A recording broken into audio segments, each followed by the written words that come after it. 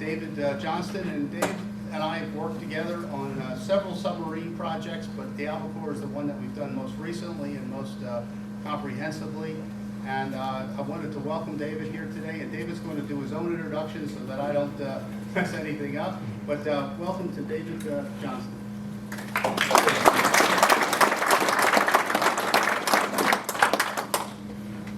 Before I get started today, I'd like to let everybody know I just am recovering from a fairly substantial allergic reaction to all the pollen that's in the air down in Virginia. So if I sound a little nasally or something of that nature, that's one of the reasons why. All right, thanks everybody for coming. I really appreciate everybody coming here. It amazes me the level of interest that this subject has, but I'm glad you all came. I am Chief Petty Officer David L. Johnston of the United States Navy. I am retired. I did a 21-year career in the U.S. Navy. I retired actually in 2019. I'm an author. Back there sitting by the computer, you can take a look at it on your way out, as a copy of my book. It's called The Good and Favorable Wind. And it's a story of a very unusual incident that befell one of our submarines back in 1921. I'm not going to give you all the details because I'd like you to read the book if you could. I don't have any to sell you, but my book is available on both Amazon and Barnes & Noble. You can order it and get it sent to you. It's a great story. I'm also the webmaster, co-webmaster of a submarine history website called pigboats.com. It's an unusual name, but in the 1900 to 1940 range, our submarines were colloquially known as pig boats, mostly because of the rather nasty living conditions aboard the boats at that time. Well, it's a very comprehensive site. We cover the early history of the submarine force. Please take a look at it when you have a chance if you're interested in submarine history. Along with Steve, I am a volunteer researcher for the Naval History and Heritage Command in Washington, D.C. Naval History and Heritage Command, as its name implies, its primary purpose is preserving and promoting the history and the heritage of our great Navy. The Underwater Archaeology Branch, which is a portion of the Naval History and Heritage Command, are the people that Steve and I work for. They have a team of very talented archaeologists that work there that make the final call on these types of things. I'm also the historian for the Lost 52 Project. The Lost 52 Project is a private organization based out of New York City whose stated goal is to locate all 52 submarines that we lost during the Second World War, document them, and get that information out to the families so that the families know where the final resting place of their lost loved one is. All in all, over the years that I've been doing this since I retired, and even before that, I've contributed research to 8 lost submarines, and Steve and I are actually in the process of working on 3 more that haven't yet been discovered. Before we get started about talking about the Albacore, I wanted to talk a little bit about what it means to be a submariner. There are, in the U.S. Navy, a number of different communities.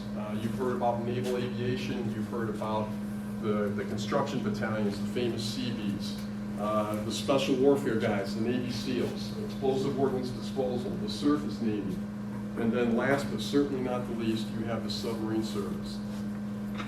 We in the submarine service consider ourselves to be an elite community. We do something that no other sailor either wants to do or can do, and that's deliberately sink a ship and bring it back up again. And because of that, we kind of walk around with our noses up in the air, and it might be a little arrogance, I don't know, you can call it what you will, but we consider ourselves an elite community. It's a real honor to be part of that community.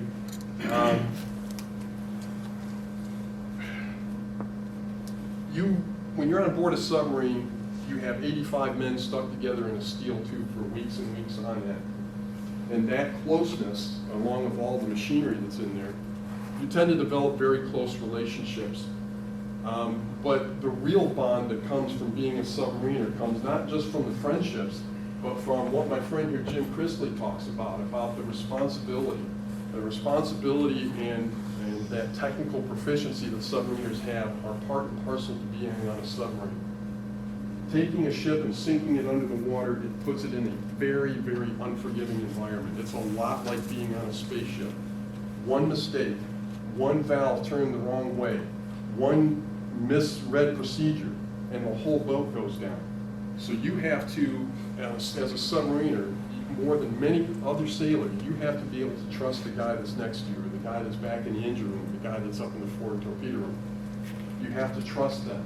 You're tested, you're put to that final test before you can earn your submarine dolphins, and it bonds you together like nobody else does. Jim says it here really well. It says he's talking about responsibility. Not everyone has it. Some people don't even know what personal responsibility is. Submariners know what it is. It's their way of life. The trust and respect and sense of personal responsibility is the submarine tradition. And that binds, binds submarine sailors together forever. One of the people who was going to attend today is a very good, close personal friend of mine, a shipmate when I was on the USS Darter back in the 80s. I have been his friend since then and continue to be his friend today. And the only reason he's not here is he had a sudden health affliction. But that's the closeness that you have in the submarine community. These men are truly your brothers. And now, in the modern age, they're sisters, because women now serve aboard submarines in the modern Navy. It's a very close friendship. One of the other things that kind of defines us as submariners is that we tend to be a little funny, we play practical jokes on each other, and we tend to have a disdain for the spit and polish that the surface fleet has. This picture this picture here on the left is three friends of mine. I actually took this picture on board the Darter back in 1985. We had the opportunity to come up to the surface, and the captain let us come up and get a breath of fresh air. This is the normal underway uniform for a diesel boat sailor back in their pool. All right, you guys look like a bunch of pirates. But here's the thing. We could be funny, we could be playing practical jokes on each other, we can go ashore and turn the town red. But the second those lines get thrown back over and we're out at sea and we're ready to do our job, it's like flicking a switch.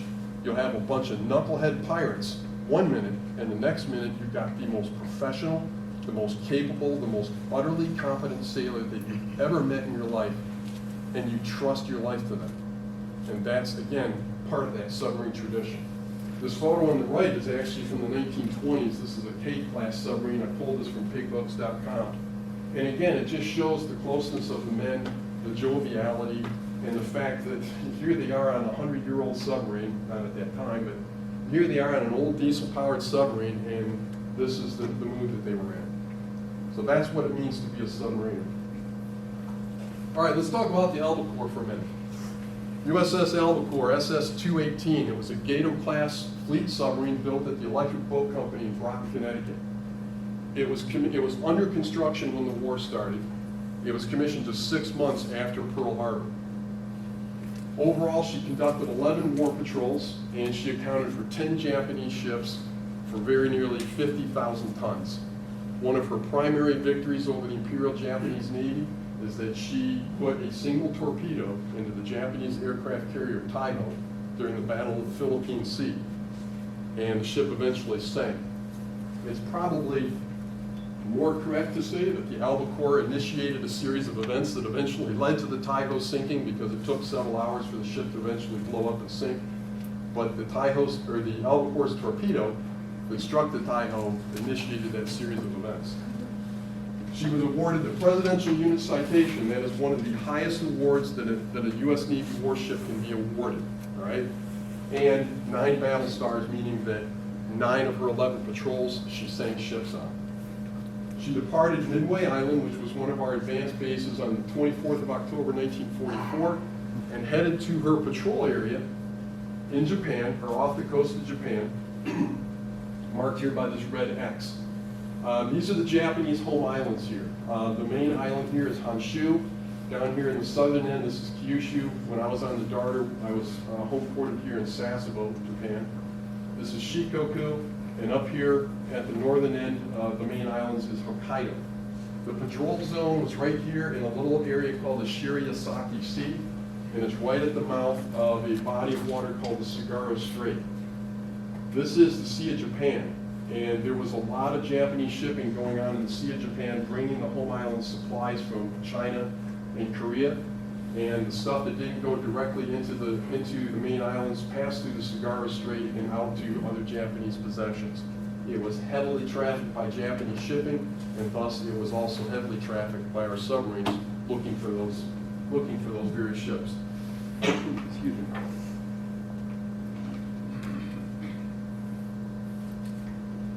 The 11th Patrol of Albacore wound up being the last, and she was declared lost, officially declared lost by the U.S. Navy on the 21st of December, 1940.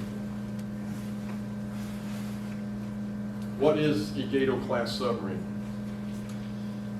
In 1914, the United States Navy initiated a concept called the fleet submarine. Prior to that, all U.S. submarines were a harbor defense or coastal defense type, meaning their specific job was to defend a specific harbor or to go out from that harbor along the coastline and wait for the enemy to approach. In essence, you could think of them as a mobile minefield. It was purely a defensive weapon. In 1914, excuse me, some planners at the Naval War College in Newport, Rhode Island initiated a concept called the fleet submarine. And what they wanted to do was get a submarine with enough capability so that it could operate directly with the U.S. battle fleet. At that time, the tactical disposition of the fleet was centered around a majestic line of battleships surrounded by heavy and light cruisers and supported by destroyers. And this battle fleet was to go out into the ocean, seek out the enemy, and engage them in a titanic gun battle, like the Battle of Jutland in the First World War, and destroy them using guns. What the planners at the Naval War College wanted to do was to get a submarine that was able to support the fleet. Unfortunately, that required a set of operating characteristics that were very nearly impossible to achieve in 1914. The fleet's battle speed was about 21 knots, and the ranges necessary to range out ahead of the fleet were almost impossible for these small coastal boats to obtain. The job of the fleet submarine was to be exactly that, a scout. They were supposed to go out ahead of the fleet, seek out the enemy, find where they were, and report on their position, their course, their speed, and their composition, and then conduct whittling down attacks. They would attack the enemy fleet, try to knock down or damage as many of the ships as possible, and weaken the enemy before the battleship line could engage them in the gun battle. This was an operating characteristics that these coastal boats simply couldn't do. The Navy tinkered around with the fleet submarine concept for several years, all the way up through the late 1930s, and it wasn't until about 1938 that we finally had a design, an immediate precursor to the Gato class that was actually capable of doing that job. The technology had finally developed to the point where they could do that. The Gato class submarines were big submarines for the day. As you can see here, they were over 2,000 tons surface and 2,400 tons submerged. It's a big boat. 312 feet long, 27 feet wide, and 17-foot draft. Compared to most other submarines, the gentleman that was here last week talked a lot about the U-boats. And the German U-boats, the Type 9 and Type 7 U-boats, were actually considerably smaller than these boats. In order to reach fleet speeds of 21 knots or greater, these boats had a very, very impressive power plant on them. They had 4 huge diesel engines. These diesel engines are the size of a small car, all right? And as you can see here, they put out over 1,500 horsepower each. There were 2 main types of diesel engines that were used. There was a third one that didn't get a lot of use. There was an engine made by a company up in Wisconsin called Fairbanks Morse. It was an opposed piston type diesel. We called them rock crushers. I had 3 of them on the darter because if you were standing next to even one of these engines while it's running, you couldn't hear yourself think. It's an incredible noise, right? Contrary to popular belief, these big engines here, and this one is actually a General Motors Winton 16248V type. This was the second type, and this was the type that the Albacore had. These engines were not directly connected to the propeller shaft. Most people will think of like an inboard runabout boat where the engine is connected directly to the propeller shaft and it turns it. That's not the case here. These were what's called diesel-electric submarines. The main purpose of these big diesel engines was to do nothing but actually turn an electric generator. They were not connected directly to the propeller shaft, right? then the electricity produced by these four, and there was 4 of these engines on board the boat, the electricity produced by these engines was then directed to a set of electric motors that were connected to each shaft. There was 2 on each shaft, and those electric motors turned the propellers. What this allowed the fleet boats to do was run these engines at their most economic, fuel-efficient speed, and you vary the speed by simply regulating the amount of voltage and the current going to the electric motors.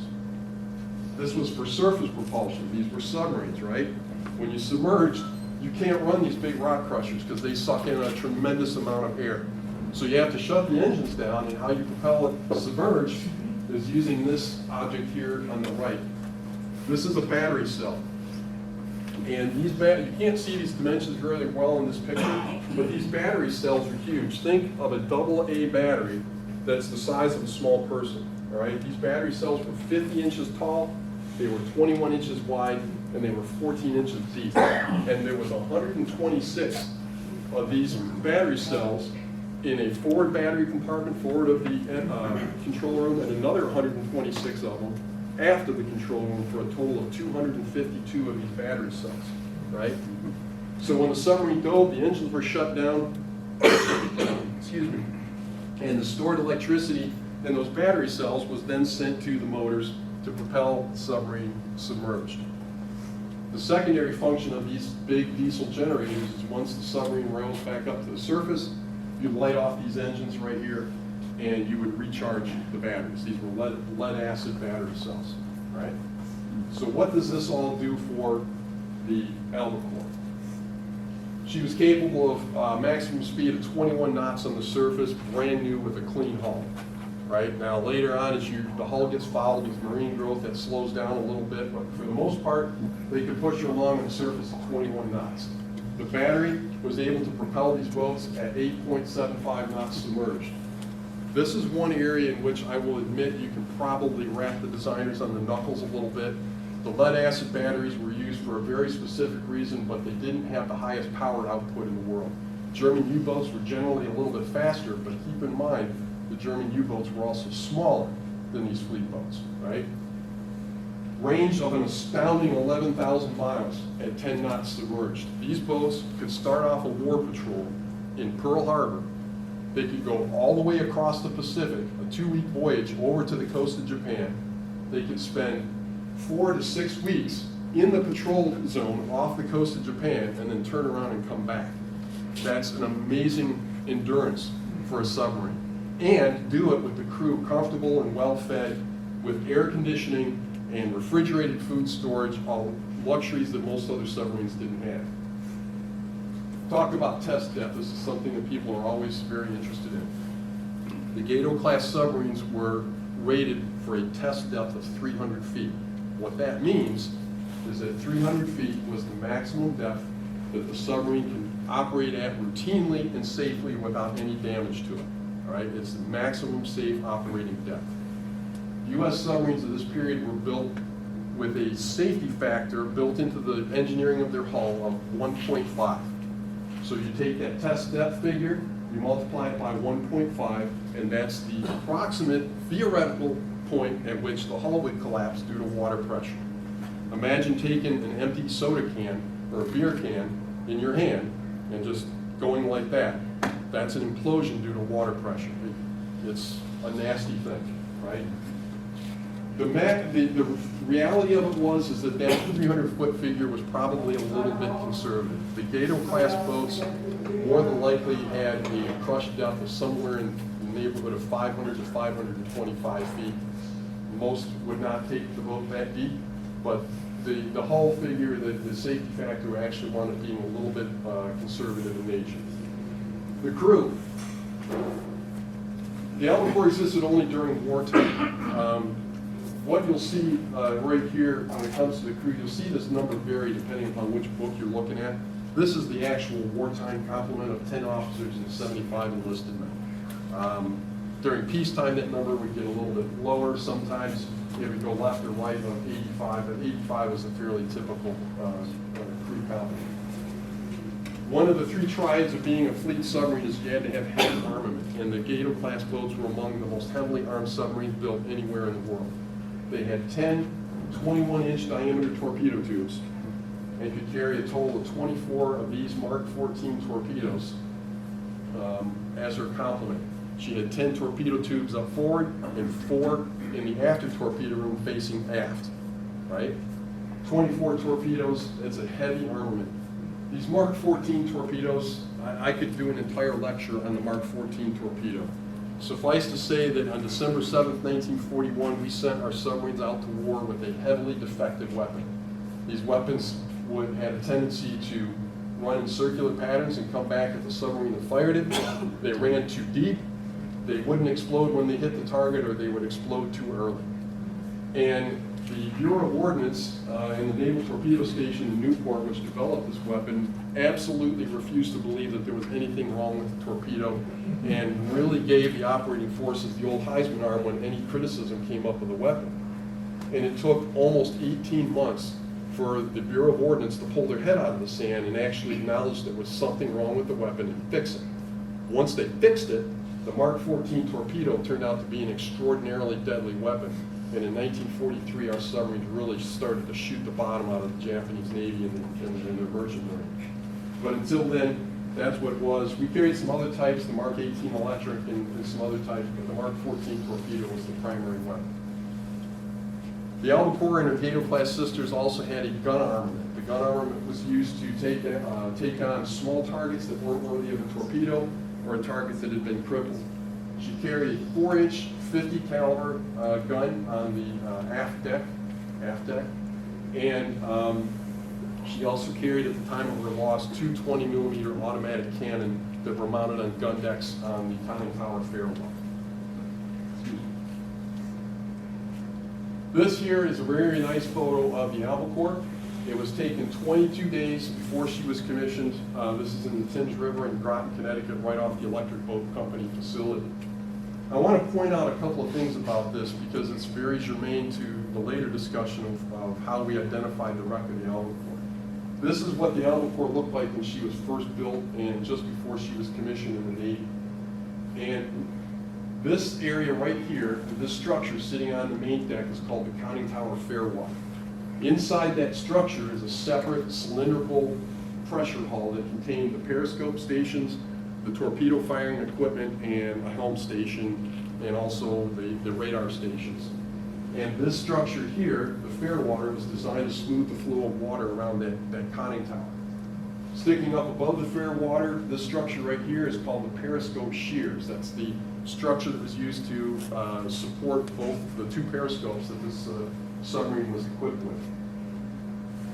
You'll also notice in this photo the deck gun has not yet been installed on the back of the boat because she hasn't yet been commissioned. That was Navy supplied equipment.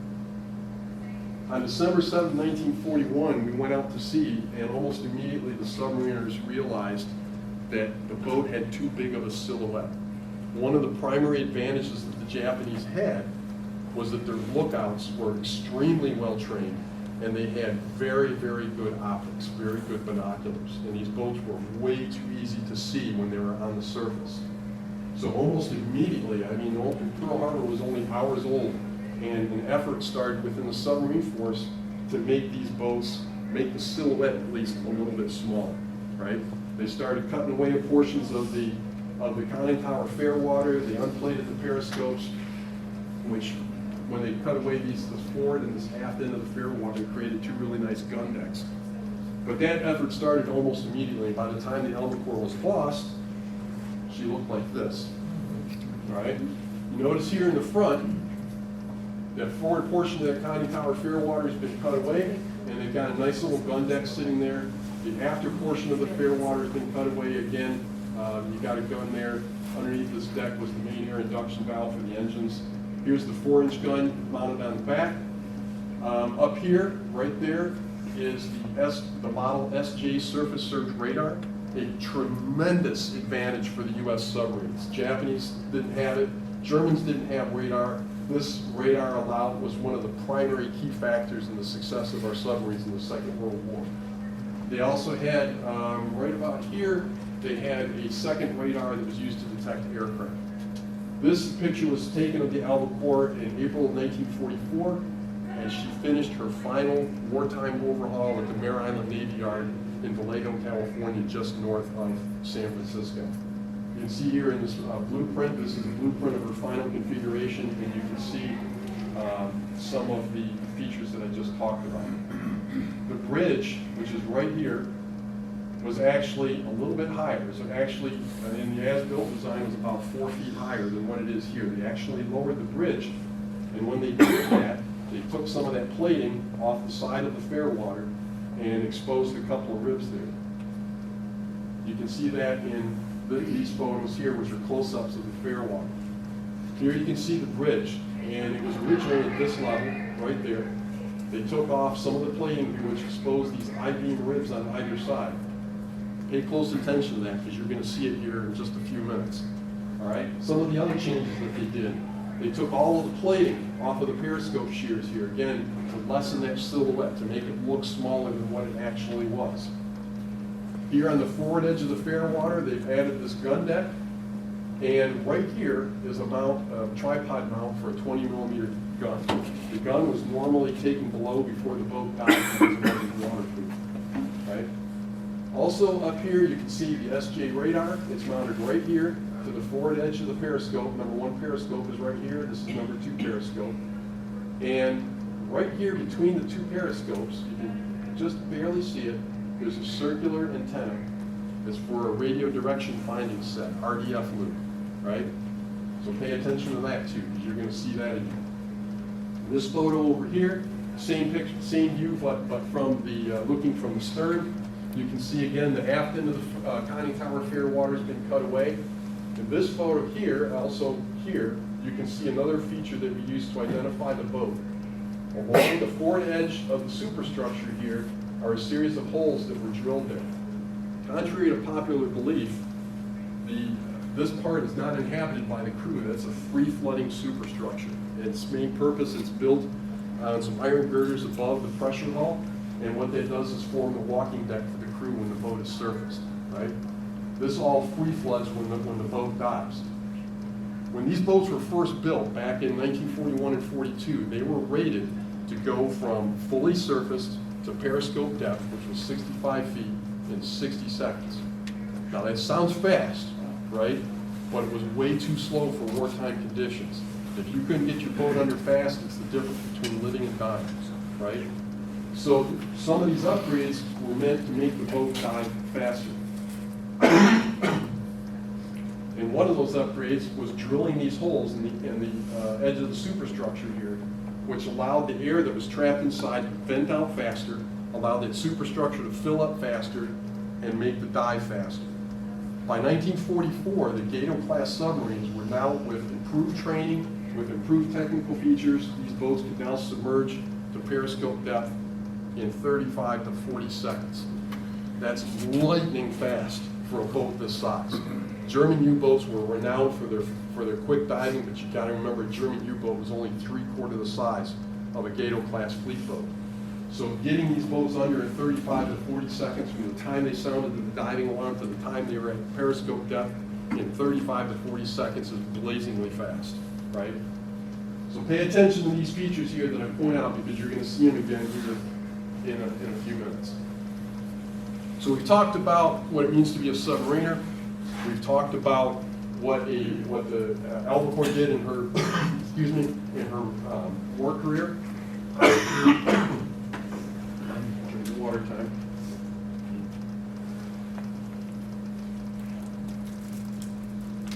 And we talked about what the Albacore looked like just prior to her final patrol. So now let's go into the phase of how the wreck itself was discovered. In 2021, Steve and a friend of ours that lives in Japan, his name is Yutaka Iwasaki, were reviewing some records from the Japan Center for Asian Historical Records. Yutaka took these records and he evaluated them and discovered, excuse me, apologize for that. He discovered this report right here, which detailed an underwater detonation just off the coast of Hokkaido, off of Isan Point. This underwater detonation was witnessed by Japanese armed forces that were manning the lighthouse at Isan Point, and it was also witnessed by a patrol boat that Fukui Maru number 7 that happened to be in the area. This underwater detonation was a mine. The Japanese had laid defensive minefields right here off of Isan Point. Steve's research and what Yutaka looked into discovered that this was very nearly at the end of the Albacore's patrol, and more than likely she was headed home at the time. She was patrolling in the area between Isan Point and this minefield. More than likely, the crew of the Albacore did not know that that minefield existed. It had been laid in April, I believe it was, April of 1944, and the word had not gotten, most likely had not gotten back to Commander Rimmer and his crew. They didn't know that the minefield was there. They were submerged, this was broad daylight. They were submerged and they were turning to head back towards Hawaii, and they ran through the minefield and unfortunately detonated one of the mines, and it sank the boat immediately, right where it detonated. As I said, the lighthouse workers at Isan Point noted the explosion, they noted the bearing and the distance, and the Fukui Maru noted it, and triangulating this position, Steve and Yutaka were able to come up with the latitude and longitude based on this record of where they thought that the Albacore was going to be at. One of the things that the Fukui Maru did is they immediately steamed into the area around the detonation, and they noticed an oil slick on the surface, and they noticed numerous pieces of wreckage on the surface. They recovered several items of wreckage, one of which was a package of Lucky Strike cigarettes.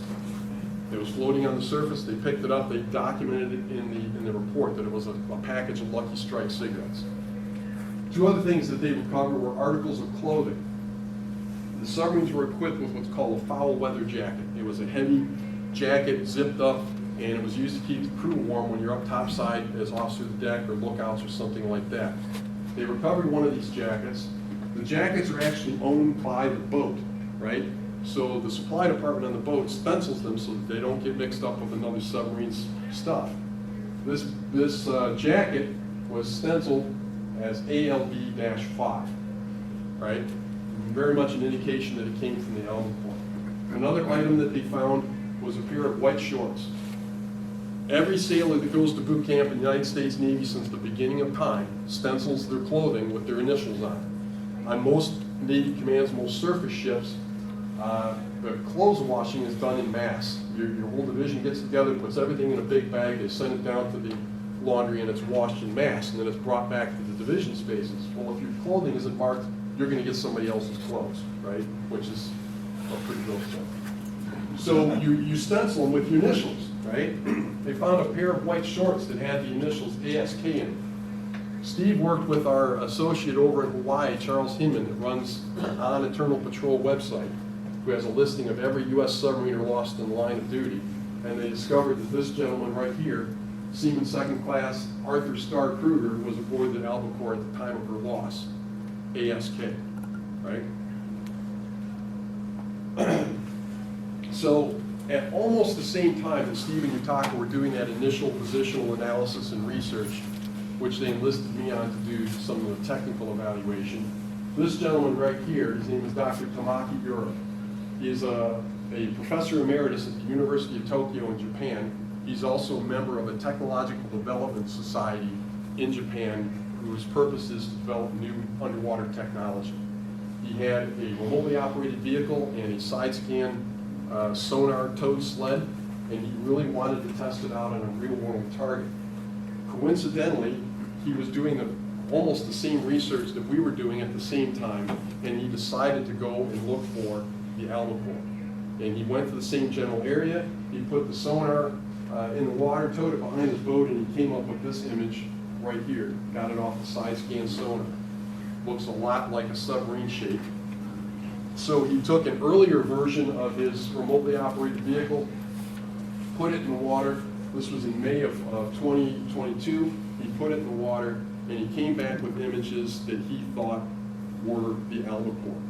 He went through the contacts with the U.S. Embassy, who handed him off to the Naval History and Heritage Command, and through a series of different emails, Steve and I were actually able to communicate with Dr. Ura, and he agreed to send us the entire unedited video that he took on a second expedition in October 2022 where you got much better video, much better photographs and documentation. He sent us all of these many hours via download website of this video, and I was able to take this video and analyze it and take a look.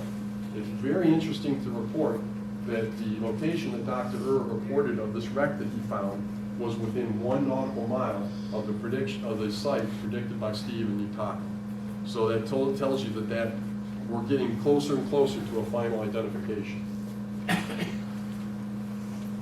The next 3 pictures here, you guys were probably hoping to see some really dramatic video. Unfortunately, you're not going to see that. The wreck of the Albacore sits at a depth of about 755 feet. That sounds deep, but when you're talking about the Pacific Ocean, where the deepest point is 36,000 feet, that's like a mud puddle, right? And it's really, as you can see from that map, right off the coast of Hokkaido, and it's in an area that is, there's a lot of suspended sediment in the water, there's a lot of plankton and algae swimming around, and you can just barely see it here. There's a lot of fish and a lot of coral in this area. The visibility was atrocious. I mean, it was about 10 feet. And anything, if the ROV was any further than about 10 feet from the wreck, you couldn't see anything, right? It was just blank with all of these white dots here in the background. This is all plankton and algae swimming around in the water. So the visibility was just really atrocious. These next 3 photos are just ones that I snapped from the video to kind of give you an idea of what the wreck looks like today. Remember back on that one picture that I showed you of the close-up of the conning tower fairwater from the bow and that gun deck that was there. This is that rounded forward edge of that gun deck. And this structure sticking up from that is that 20-millimeter gun mount. This is what I had to deal with when I'm looking at this. Hours of this stuff, and my eyes were almost glazing over because you can't really see it that well. Remember the SJ surface search radar is normally mounted on the front end of the #1 periscope. This is that radar right there. It's actually, this is the #1 periscope right here. The radar during the sinking process became detached and it's leaning forward, right? This is the back side of the radar. This stuff right here and over here, the Japanese fishing nets. The wreck is heavily fouled by Japanese fishing nets. This is a prime fishing grounds for the Japanese. And over the ensuing 70 years, a lot of Japanese fishermen lost their nets on this wreck, right? This is the periscope support shears. This is #1 periscope right here, #2 periscope. And remember that circular antenna that I told you about, that radio direction finding loop that was mounted between the periscopes? That yellow circle right in the side there, that's that RDF loop. So we're getting closer and closer. We're finding stuff that corresponds to the Albacore's final configuration. The condition of the wreck, as I said, she's about 755 feet down. That's not very deep in the big scheme of things, but as I mentioned before, the estimated theoretical crush depth of a Gato-class submarine is around between 500 to 550 feet. It's actually rated at 450 feet, but it could probably go deeper. It's not going to survive at 755 feet down. The wreck is heeled over to starboard about 30 to 45 degrees. The bridge itself is smashed down into port, and most of the after portion of the conning tower fairwater is missing. It's heavily encrusted with coral-type growth, and it's essentially now it's a natural man-made reef. This picture here was taken during the earlier May expedition, and this is the backside of the SJ radar dish. This is what it's supposed to look like when it's brand new. And you can see that this ribbing right here perfectly corresponds to this right here. When I saw this image and compared it to this, I knew that this was an American submarine at the very minimum, because only American submarines carry this particular type of radar. Right?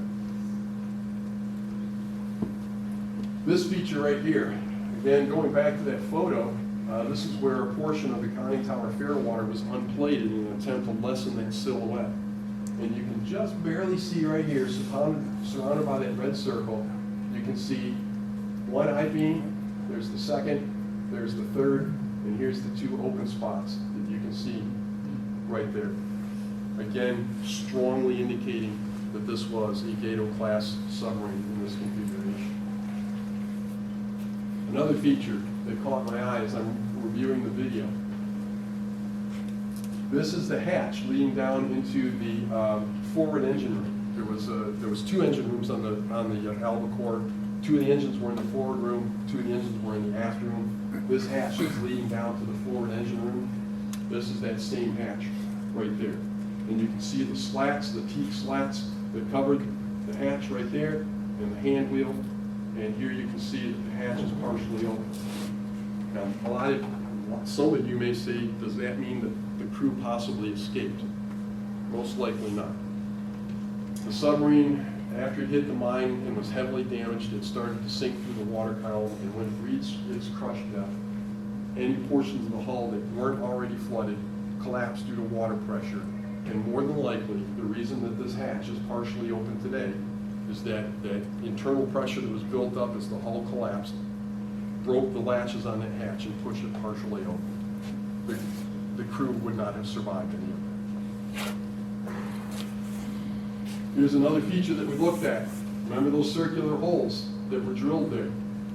Here they are here, and here they are here. Again, very hard to see, but that's really the best that I could pull out of the videos. These holes were not a common feature. All of my research that I've done into U.S. submarines of the war indicate that out of the Gato class, maybe only about 20 of the boats actually had those holes drilled there. There was a variety of different ways that they used in the force to get that superstructure to vent faster.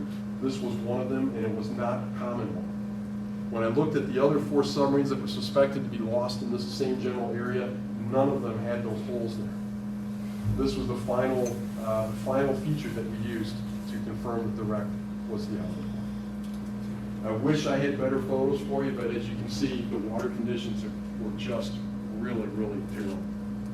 And this is about the best that we could do with it. But I was able to find enough. This is a Google Earth view, actually. I took this from Google Earth, snapped it off of there, of the area around where the Albacore was lost.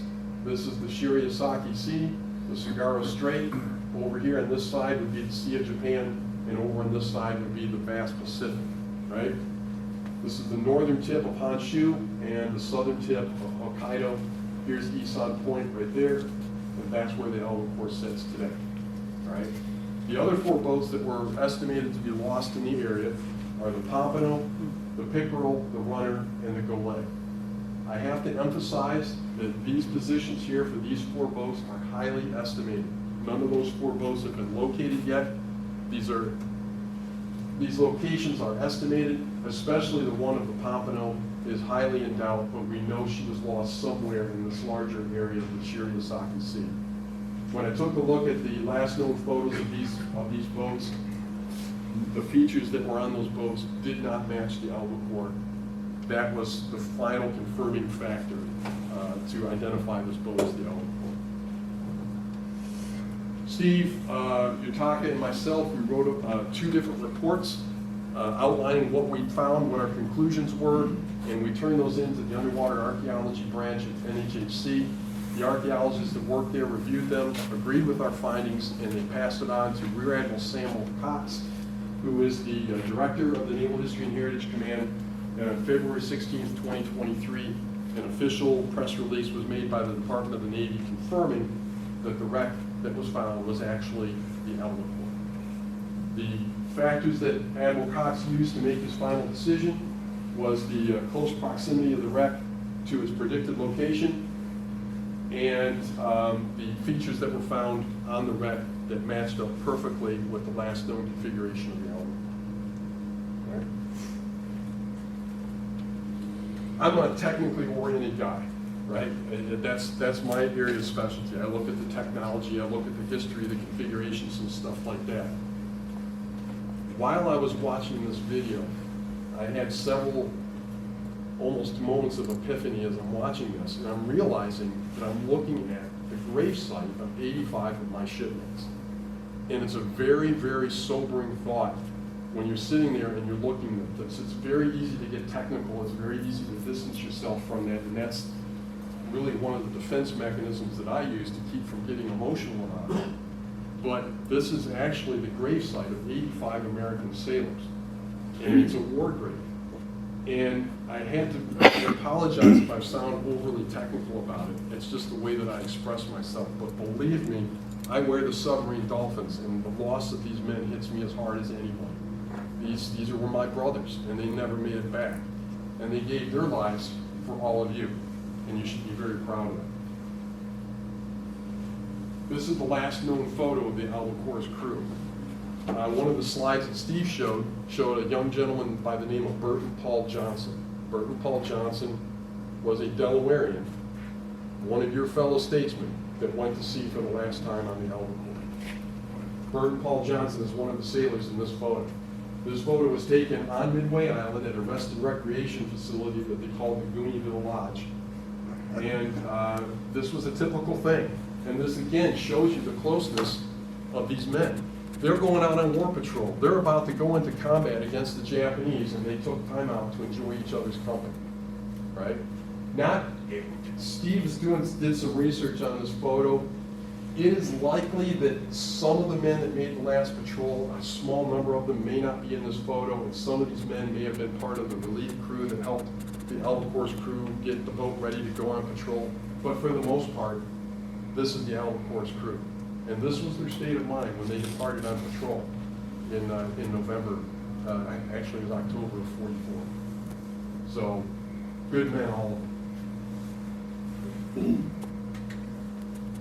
After the announcement was made, Steve and I, along with several of our close friends and associates, we started an effort to hold a memorial service for the crew of the Albacore and their family members. And it took us several months to get it all put together, but in the summer and fall of 2023, yeah, sometimes I lose track of the years, 2023, we were able to hold 3 memorial services. And that was really Steve's idea. We wanted to give the family members of the crew, the Thompson family and the rest of our family members that are here, we wanted to give them the maximum opportunity to be able to attend one of the services, so we held 3 of them. We held one at the Silver Sides Museum in Muskegon, Michigan. We held one at the Albacore Museum in Portsmouth, New Hampshire, and we held one in Groton, Connecticut. And we spaced them out to give the family members the maximum opportunity to attend. The On Eternal Patrol organization run by Charles Hinman out in Hawaii, he was able to provide us, this guy has got an incredible database of family members that have registered with him. And what was the percentage of the family members that were able to be contacted the crew? Was it like 80%, 90% of the crew? 90%. We Yeah. only had a handful of a few family members we were not able to identify next in the family contacts. Right. One of the family members that was contacted was a 101-year-old widow, a wife of one of the crewmen. And she told Steve something to the effect of that she had never known what had happened to her husband, and now she did. Unfortunately, due to health reasons, she wasn't able to attend any of the ceremonies, and unfortunately, she did pass away a few months ago. But she was so appreciative of the memorial services and finding the Albacore and knowing what had finally happened to their family members. And Mr. Thompson could probably talk to that as well, and our other family members, about what it meant to know where their loved one was finally resting. I want to add real briefly, Dave, this is one of my little tidbits here, is the Navy was taking a little while to analyze our report, and it was I think we were approaching, what, like 6 weeks, Dave, or more, and we had not heard back a final decision, even though the evidence was compelling. And I called down there, and they said, oh, our lawyers are looking at it, or our public affairs are looking at that, people are looking at it. So I sent Admiral Cox an email, and I said, sir, there was a 101-year-old widow waiting to hear about the identification of her husband's final resting place. Can you please help move this along for us? And 2 days later, Admiral Cox made the announcement. So the bureaucracies are out there, but the lesson I learned there is sometimes a little bit of nudging goes a long way. one of the reasons that NHAC took a while to make the positive identification is one of their primary tenets is that this is a war grave. And their number one priority when we're talking about a war grave is preserving it and making sure that it's not disturbed, right? So they have to have the lawyers take a look at it because it was a Japanese national that actually discovered the wreck. They had to make sure everything was lined up and squared away in that regard. So don't get overly upset at the fact that it was merely a bureaucratic delay. Oh, there was some of that involved. But really, NHHC's primary mission is to ensure that these sunken wrecks, which are considered military grave sites, are preserved and not disturbed. So that was one of the things that took them a little bit longer to make sure everything, all the T's were crossed and all the I's were dotted and all that kind of stuff. Right? The memorial services went off really, really well.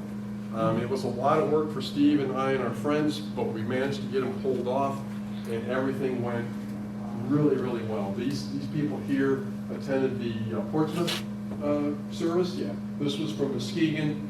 This was from the Portsmouth service there. These people were just floored that we were able to do this for them, and very appreciative, and it was really our honor to do so. This was the Groton service here. At all three of the services, the Navy fully participated in it. We had local Navy reservists attend the other ones. Portsmouth Naval Shipyard sent some people over. And here in Groton, Connecticut, the commanding officer of the submarine school at the base attended, Captain Fanning, and Lieutenant Commander Chapman right there is the officer in charge of the USS Nautilus, the memorial submarine that's there in Groton. He also attended. This is right here at the Submarine Force Library and Museum in Groton. In all three of the services, I'd like to put a little plug in for the United States Submarine Veterans Incorporated. It's a private organization of submarine veterans. I'm a proud member of it. In all three of the services, the sub-vets were full participants in that, honoring their lost brothers, our lost brothers. Steve here, Steve Riccardi, he was the master of ceremonies and had an amazing, did an amazing, great job in coordinating this, getting us to move over to the museum literally at the last minute. The weather was atrocious all up and down the East Coast on the weekends that we held the Portsmouth and Groton ceremonies, and we had to move both of them indoors at literally the last minute. But the sub-vets were instrumental in getting that pulled off and getting it executed well. This was the wreath laying ceremony here in Groton. This gentleman right here was the last commanding officer of the second Albacore, SS-569, a boat built during the Cold War as a research and development submarine. He was the last commanding officer of the second Albacore, and he participated in the wreath ceremony there in Groton. Very, very nice services, and it was our honor to do so for the family. And that's all I've got for you today. I've got time here, Steve, to take some questions, if anybody has any questions. Yes, sir. Great presentation, Chief. Enjoyed it. So many, well, I don't know how many, but I know a number of the ships that were sunken over too are being ravaged for their steel, like HMS Prince of Wales, Pulse, and USS Houston, and WWII.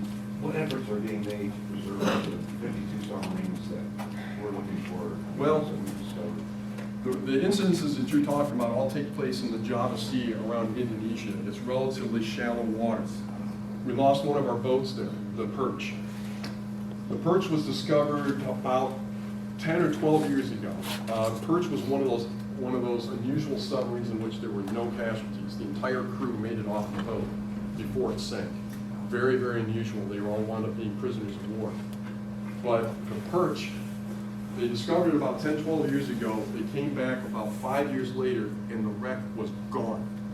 These scrap merchants that exist in China and in Indonesia had gone in and completely destroyed the wreck. They had taken everything. There's something about the pre-war steel or the pre-nuclear era steel that makes it very, very valuable. Other Java Sea wrecks, the Houston, some of the British warships that were lost, all of them have been illegally salvaged. And you're asking a very good question that's a very frustrating one. Because it sits in Indonesian waters, the United States Navy and the U.S. government has virtually no power to enforce that. And the only thing that we can do as citizens is pressure our government to get the U.S. government to really lean on the Indonesian government and the Chinese government and get them to stop doing it, because they are defiling war graves. And in the case of the Houston and the British warships, those were war graves, and they destroyed them. They destroyed them. It's a horrific thing. The only saving grace is that the Perch, it was not actually a war grave, it was just a sunken boat, but it's gone. It's completely gone.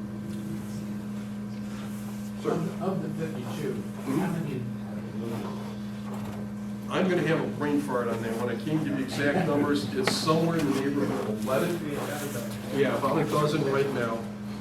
There are expeditions going on even as we speak to look for more of them. The Lost 52 project that I'm associated with is always out at sea. Tim Taylor, the director of the project, is very passionate about this. Yeah, and Steve and I are actually working on one for one of our boats that is actually lost in the Caribbean, believe it or not. USS Dorado never even made it to the Pacific, and it was sunk in a friendly fire incident in the Caribbean on its way to the Panama Canal. And we're working on trying to get somebody to take a look at that. But to answer your question, I can't give you the exact number, but it's about 11 or 12 right now that have been found. So, How long can a submarine stay submerged without resurfacing and recharging? excellent question. These boats, and it's all dependent on speed, how fast they're going, because the limiting factor was the battery capacity, right? So if you're going at 8.75 knots, which is the maximum speed of these boats, that battery is going to be drained in an hour. 1 hour at maximum speed. Now, most of the time, these boats weren't running around at maximum speed. Most of the time when they were submerged, they were doing between 3 and 4, maybe 5 knots. Well, you're running at that speed, and you can actually, 3 knots, these batteries were rated at about 24 hours, right? So about 24 hours at 3 knots submerged. Most of you guys can walk faster than 3 knots. That's 3 nautical miles per hour. It's not very fast at all. So the submarines of this era, when they submerged, they essentially became immobile, right? So you had to be very careful about when you submerged. Now, another limiting factor for submerged endurance was air. These boats did not have any sort of CO2 scrubbing equipment. They had no air regeneration equipment on it.